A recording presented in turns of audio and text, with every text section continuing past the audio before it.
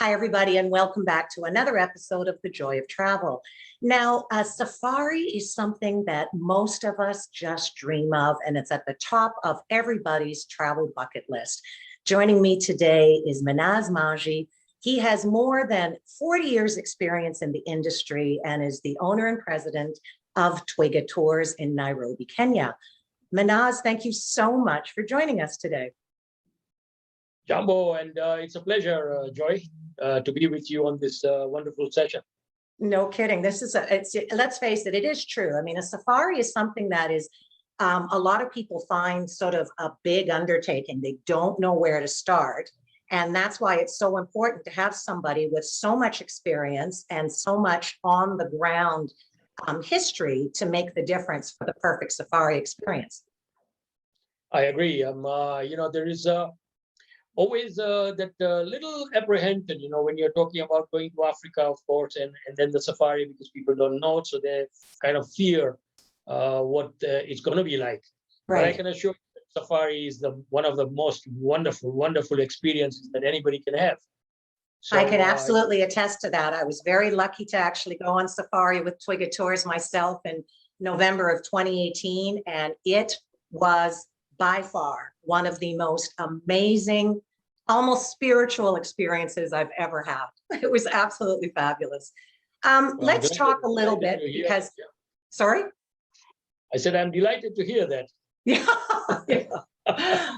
Let's talk a little bit about COVID, because this is something that I try to sort of touch on with each of them. Now, East Africa has not actually had to deal so much with the virus itself. It's been more a matter of the economics, correct? Absolutely, you're very right. We have been very fortunate in that we've not had so much of a challenge on this in this part of the world. Right. And I must say that this is one of the reasons is that the government, especially in East Africa, acted very swiftly. As soon as Kenya discovered its first case of virus in March 2020, we immediately went into lockdown. Right. With borders to the outside world closed. We found ourselves having to deal with literally shutting down offices, working from home, things that we were not so familiar with. Correct. But I think that overall that played a very important role in making sure that the numbers were contained very quickly. Correctly. And when you look at Kenya, for example, to date we have got 150,000 positive cases, and with just under 2,500 deaths. Okay. COVID. So a lot of the issues then have been more on an economic level. Then you've had a reduced number of visitors and that sort of thing. Absolutely. I mean, this is it's not unique to Africa. Of course, it's global. That travel literally came to a standstill, and we were we were not saved from that situation at all. So when travel stopped, we, of course, didn't get our tourist numbers because our borders also were closed. And, these were the major impacts of tourism to East Africa. So, all right. Businesses are suffering here, like everywhere else globally. Right, right. And tourism for East Africa is a major player. So, I would imagine, right, exactly. Yeah. Now, moving forward, of course, in your industry, you're going to have to be making some changes as to how you're going to be dealing with the future. Now, safari has always been something of a small group experience anyways, but how, like right now, as far as arriving into Kenya, you have to have, I'm noticing from the slide here. So what exactly are we looking at as far as on the ground right now? Well, you have to have a PCR negative test. Upon arrival, okay. Yeah, but it should be within 96 hours of arrival. Okay. And upon arrival, obviously, they would check your temperature, just check you out whether you're coughing or you're feeling abnormal. Right. But there is no mandatory quarantine for most nationals, Okay. except the United Kingdom for the present moment. Unfortunately, we've got the UK on the red list. I guess okay. it's I think more of a tit for tat issue than anything else. But but nationals of most countries are free to arrive in Kenya through any airport that they choose, except Heathrow, of course. Right. And you're free to proceed on your safari if you're found not to have any fever or any other abnormality. Okay, terrific. Now you yourself, as far as Twiga Tours goes, you've actually changed some of your policies. Yeah, we have actually become very, very flexible with our cancellation policies. You see, what we realized very quickly was that if you want visitors to come back, then you have to give them the confidence to book. Yes. And be sure that, should anything go wrong, then they will be entitled to a full refund of their monies. So Terrific. what we have done is that presently, we actually extend cancellation policies up to 24 hours of your arrival. Oh, so fantastic. Up to 24 hours. Yeah. So, because in this uncertain times, you could actually end up at your departure airport and you are denied boarding. Yes. Then what happens? You see? So, exactly. And so what we are saying is that, well, if you are denied boarding, then we will refund all your money back. Okay. So as long as you safely get into Kenya, that is when the clock starts to tick. Okay. If I can put it that way. Okay. And then as far as the actual on the ground, I noticed that you said your guides and all your frontline people are now vaccinated. So that's a really important thing for people to feel comfortable with. Now, that's a beautiful picture. I've actually got a picture like that from when I was on safari. Now, okay, so on the ground, one of the things, of course, is people feeling safe in the vehicles themselves, because you are, driving around quite a bit. So you've done a real upgrade as far as the sanitization of the vehicles and that sort of thing as well, correct? So, we have always been a company that think ahead. So with the onset of COVID last year, we already started to think, what is it that people will expect of us as a company?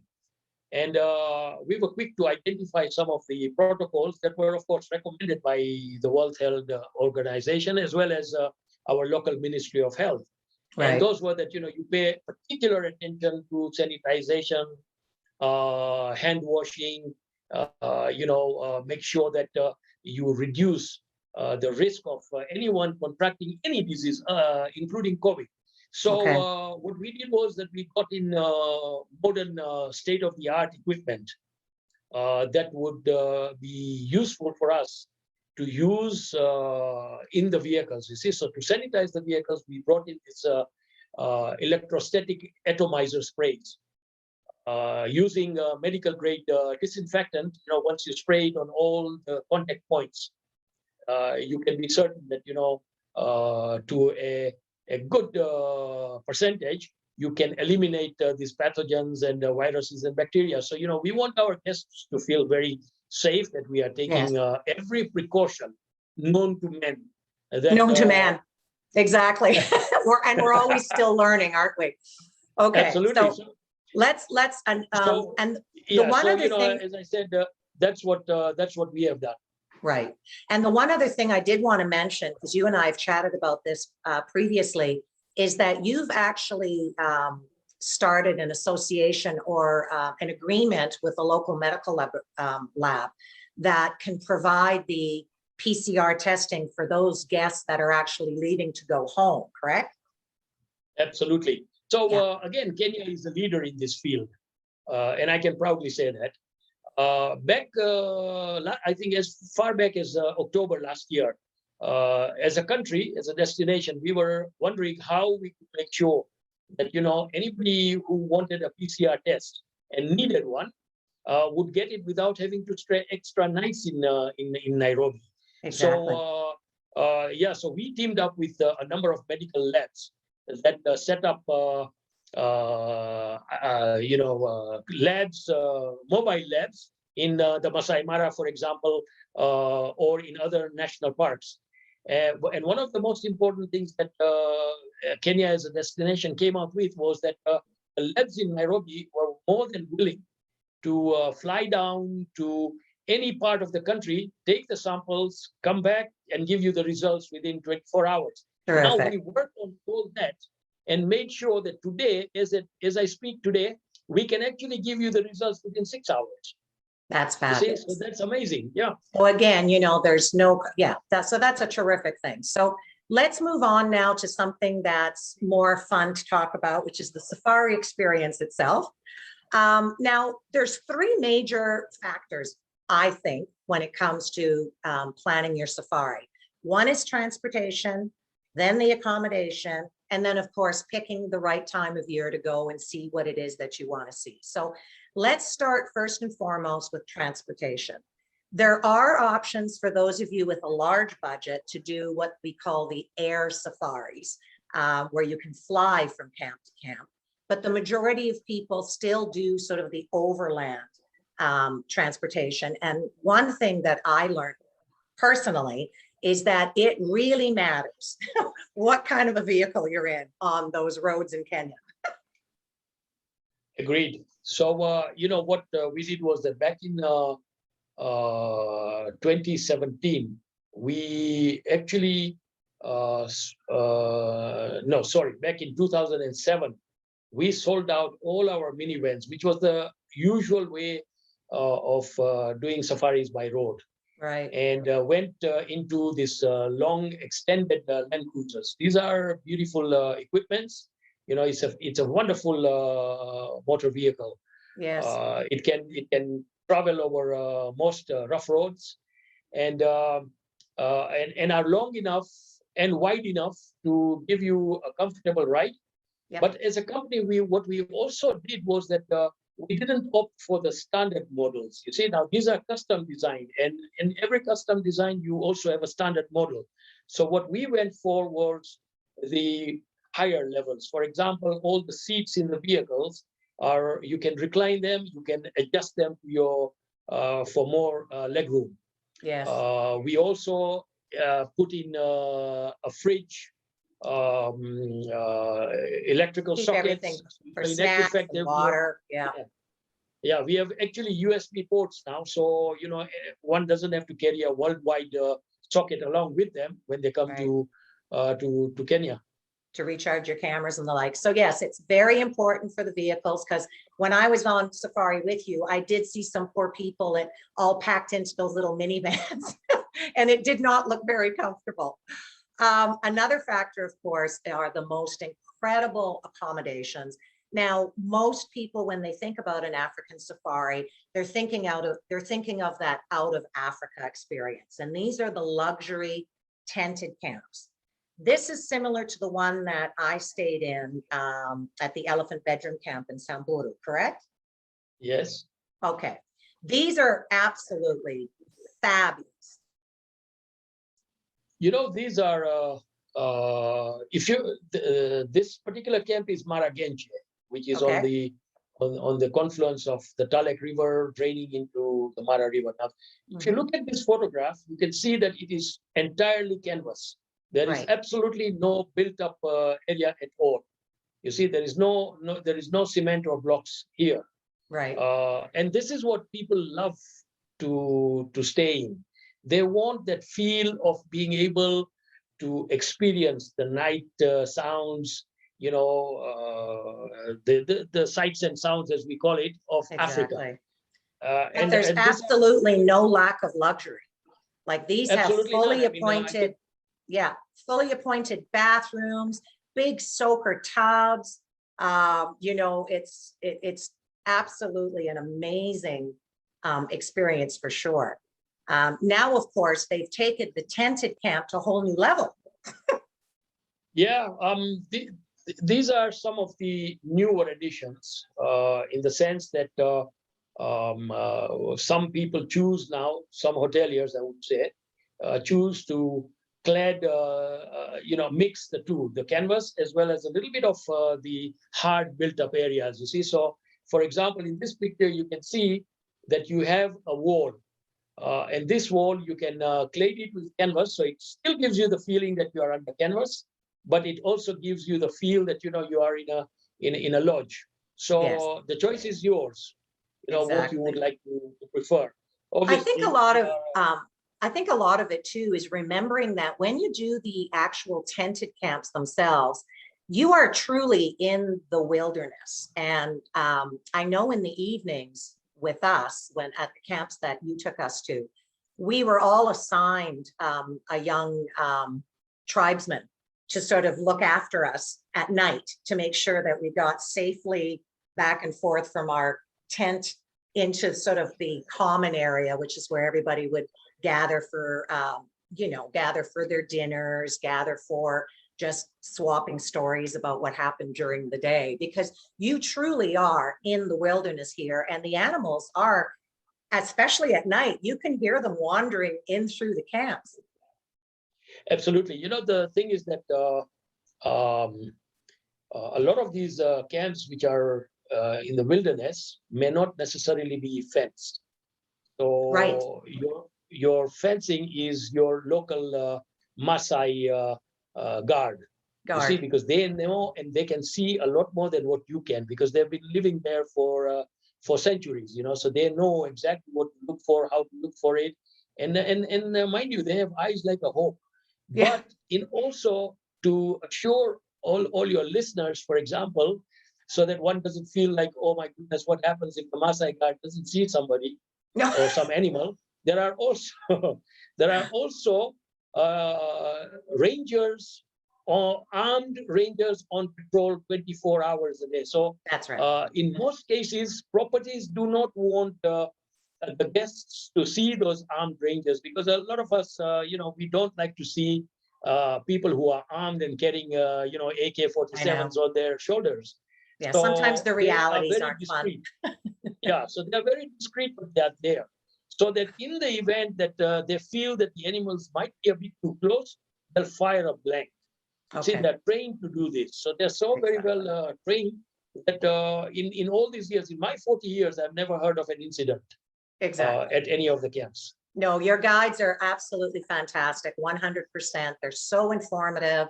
They explain exactly why you do what you do, and you do get to do the guided walks, and you feel very safe all the time, for sure. But here's other examples again of just how luxurious these camps can be. I think the one thing that people need to know is that, you're not going to find much in the way of televisions. Like if you're wanting the experience of having a television and that sort of thing, you do have to stay at some of the larger resort style lodges, because you're not going to get those services in these luxury tented accommodations, right? Yes, absolutely. But the advantage with these luxury tented camps, or smaller, let me put it this way, the smaller boutique properties, the advantage is that you are just a few in number. So, the bigger camps will be about 10, 12, 15 tents. So, you're not more than 20, 30 people Exactly. in So a if you're property. sensitive to the numbers, exactly, that makes a big Absolutely. difference. Yeah. And I mean, let's face it, this is my absolute favorite picture. Only a luxury tented camp is going to give you and your family the opportunity to take advantage of an experience like this. Yeah, this is the Loisaba Starbeds. It's the only Star property, beds. well, I actually, love there are that. two close by. In the same area, there are two, but most of the time, this is the more popular one, the Loisaba Starbeds. The amazing thing about this is that you can actually wheel the bed.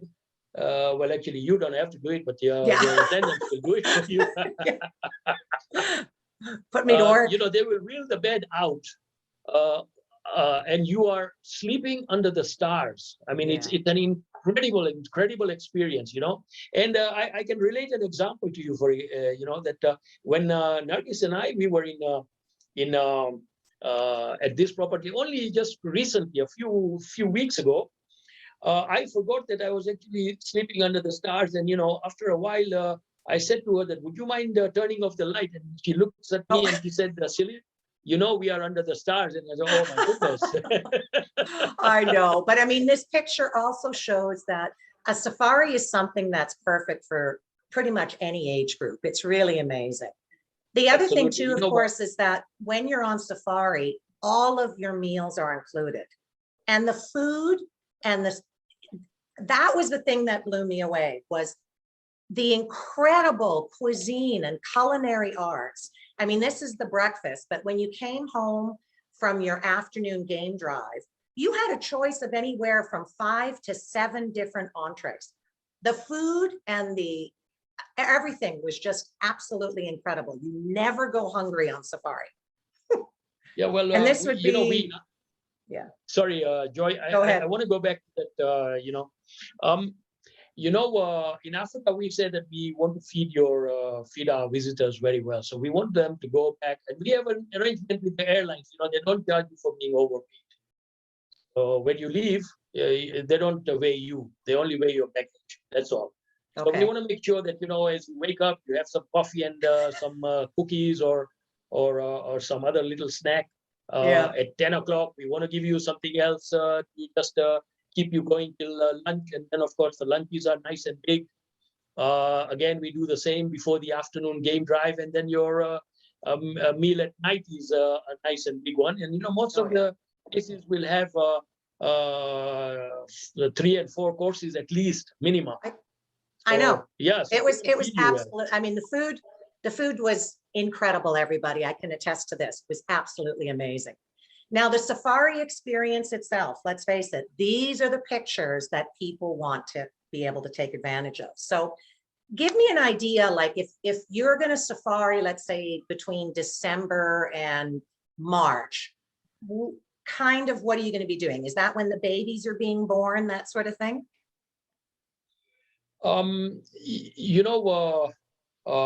Babies are, other than the wildebeest, babies are born at different times of the year, and it's not synchronized for the other. It's not synchronized. They're not synchronized, yeah. But for the wildebeest, it is kind of synchronized. You see, in the sense that they all give birth between December and February. So when you want to see a birthing, then it's the southern part of the Serengeti in Tanzania, which is where you would actually find the wildebeests in large numbers giving birth at the same time. However, December and January, February, March, you find a lot of young ones, because they are born around the time, and you find little ones, elephants, calves. Of course, elephants take 22 months, but they also. But the experiences are incredible. Yeah. Now, this particular one, the wildebeest migration, is what everybody, when I have clients come to me, this is what ideally they want to see. But as you say, it's not a specific time. It's based on weather, a lot of it. It's because it's based on them doing the river crossing based on sort of a wet and dry season, right? Yeah, the wildebeest migration is in the Masai Mara is between any time from June, July through to around September, October. Sometimes it stretches all the way to November. Right. And the reason why the Masai Mara is very, very popular for this particular event is because the Masai Mara is 1/10 the size of the Serengeti. So you could be in any part of the Mara. Your accommodation could be in the east, west, north, south, but it's easy to get to the Mara River. Right. Because they are short distances, and so it's easy to get there and be able to view this. But of course, there is never a guarantee. The thing is that they will sometimes play a lot of cat and mouse with you. They'll come up to the river, they see the crocodiles or they see the hippos, turn back. You just have to be patient. And 9 out of 10, I've always found people will see it in their stay of 2 or 3 nights. Usually 3 nights, they'll probably see it. Terrific. Yeah. Oh, such a pretty picture. So great. Yeah. Now, the big thing about Twiga as well is that you are very much one for personalized experiences for people. You do that wonderful welcome when people get off their flights. You do the wonderful sundowner dinners. It's always such a nice touch for sure. But you can create actual very special moments. Now, it was funny when you sent me this slide, my quick glance at the wedding was like, is that Meghan and Harry? But it's not. You weren't involved with that. But I mean, you can No, we were not create. I think that's the thing that's so amazing when dealing with Twiga is that you are able to take sort of a very customized approach to what people would like to experience. And you're an amazing source of information as to the kinds of things that one can do. And I mean, these are some perfect examples. I mean, the doing something with the ATVs. The lower picture is sort of the sundowner type thing that you do at the end of the day. I didn't get to pet a giraffe, so I don't know how that didn't happen. Well, I think, you know, you can pet the giraffe, and actually kids won at the Giraffe Center in Nairobi. So, you know, right, it's not that, course. yeah, it's not that difficult. You probably always end up kissing one. Yes. If you have a little more time in Nairobi. I think in your case, obviously, we didn't have the time to go there, but we were just there overnight. And I would recommend more time because those markets looked amazing. I'm an incredible shopper, so I missed out on that. But the last thing I wanted to wind up with is that your family, you and your father started Twiga Tours. It was 41 years ago now. Absolutely, yeah, in 1980. And the thing is that you've contributed to the economy, you've created employment for people, but you have taken it well beyond that with your philanthropic endeavors. Can you tell me a little more about the Manji Foundation?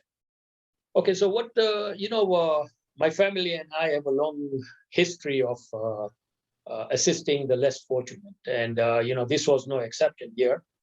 So we would, as we started the company, we would encourage our guests to participate in, you know, some of the things that we were doing. For example, initially we would ask them to bring some stationery, some pencils, pens, you know, things like that, and then visit a school or a home and donate.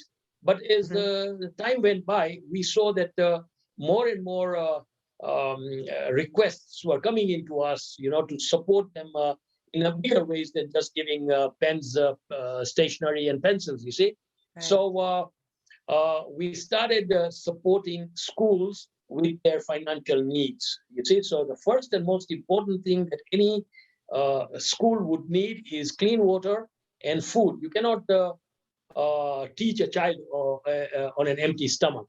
That's right. You see? So the schools that I got involved in, and our policy was very simple. We did not want to get involved in any projects that was in the eyes of other people. You see, we wanted to do things which were remote, not accessible easily to other people, and therefore we can then pay attention to this and build on those children. You see, so the first project that I did in almost 20 years ago was at a school in the Masai Mara, which was in a tin shack. You know, it was literally a tin shack. When I saw it, I was appalled to see that, you know, students, children had to sit in there and learn. So I proposed that we would build a classroom for them, and of course a borehole, and make sure that no child went hungry if they attended that school. Now, there were only 12 children in that school. Imagine that. Today, the same school boasts of 283 students. That's wonderful, so, Manaz. Yeah, so, you know, the thing is that when you are able to provide the facilities for them, it may not be the 5-star facility, but the basic facility, if you can provide, like in this photograph, you can see these kids were so happy when they were able to turn on the tap and see water running through it. Exactly. I mean, it was incredible to see those eyes and those smiles. No kidding. You know? Something so simple. And of course, you take your guests, if they want you will take your guests to visit some of these schools and compounds and stuff like that, right? Yes, we do. Yeah. Yeah, we encourage our guests, and we make it clear to them that they are not obliged to Absolutely, no. And give any. you took That's right. my group there, and it was exactly, nobody felt pushed into anything. It was just a wonderful opportunity to really sort of, well, part of it is count your own blessings, but at the same time, sort of interact with the kids because they were so wonderful. Another thing that you're big into, of course, is the sustainable environment. Actually, that's my group. I'm just recognizing. That's me behind the tree. I just That's right. recognize myself in the picture. Absolutely. But yeah, so we did that, planting. Yeah. So that's right. Joy, what we did was that many years ago, back in the 80s, we knew that tourism is a lot of. If you want a successful tourism industry, then you must look after the heritage and the environment. I mean, if you don't care for it, then it doesn't make sense to be in that industry. And this is what we were thinking all along as we started off. And so what we were doing is that we were asking our guests, would you like to plant a tree? And at no cost to them. So what we would do is that we would get seedlings ready, and then when we got to the place that we wanted them to plant, for example, the Mau Forest or in the Masai Mara or in Samburu, we would then have this tree and they would plant. So it was fun. And that and it has continued all these years. Yeah, no, it's a wonderful, wonderful opportunity. So Twiga Tours, most definitely, you are a tour company with a great heart, which is a wonderful thing to support. But I mean, I think that's the main thing that I wanted to get through to the clients themselves, is that there's three big factors when planning a safari. One is dealing with someone that knows the product very well, is on the ground to help you if anything was to go wrong. Secondly, it's having that amazing transportation, because you are on the road a lot. It makes a big difference. And thirdly, of course, is these vast array of amazing opportunities as far as accommodations and that sort of thing goes. And in my mind, Twiga Tours is the one that delivers all of those things. So if you are talking with your travel consultant and you're wanting to plan a safari to either Kenya or Tanzania, make sure that they are sourcing out my friend Manaz at Twiga Tours, because as far as I'm concerned, they are absolutely the best. Manaz, thank you so much for joining me. I know it's later at night in Nairobi right now, and it's very early in the morning for me. So I'm glad we were able to coordinate this. Thank you again, my friend. So much enjoyed speaking with you. You're welcome, Joy, and it was a pleasure to be on this session with you. And if there is anything at all, and before I end, let me just remind all those who might listen to us, is that the wildebeest migration is soon upcoming in the Masai Mara. That's going to be in anytime from June, July. Right. So I would encourage those who want to witness millions of wildebeest in such a confined space as the Masai Mara. It's time to contact you very quickly now. And absolutely, and make their bookings and as you say, 20. You were mentioning experience of a lifetime. Yeah, and 2021, there's some amazing pricing to be had. So for those of you that are ready to jump on that plane and make it happen, this is definitely the year. So thank you again, everyone, for joining another episode of The Joy of Travel. And keep in mind, when you do Kenya or Tanzania, look for Twiga. See you again soon. Bye now. Thank you, Joy. Bye now.